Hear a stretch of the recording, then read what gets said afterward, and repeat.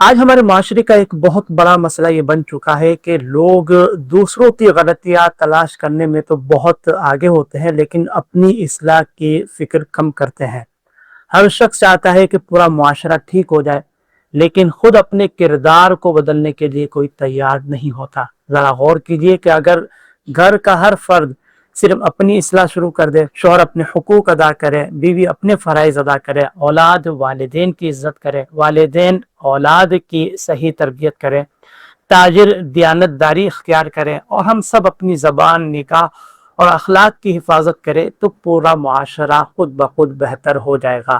آج social media پر ایک دوسرے کو نیچا دکھانا، طنز کرنا، بدگمانی کرنا اور بے فائدہ بحثوں میں پڑنا یہ عام ہو گیا ہے۔ حالانکہ کامل مسلمان تو وہ ہے کہ جس کی زبان اور ہاتھ سے دوسرا مسلمان محفوظ رہے۔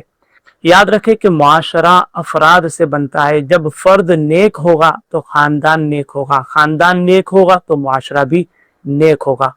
لہذا ہمیں چاہیے کہ دوسروں کو بدلنے سے پہلے اپنے آپ کو بدلنے کی فکر کریں، اپنی نمازوں کی پابندی کریں، سچ بولیں، معاملات میں انصاف کریں اور لوگوں کے ساتھ حسن اخلاق سے پیش آئیں۔ اللہ تبارک و تعالی ہمیں اپنے معاشرے کی اصلاح کا ذریعہ بنائے۔ آمین۔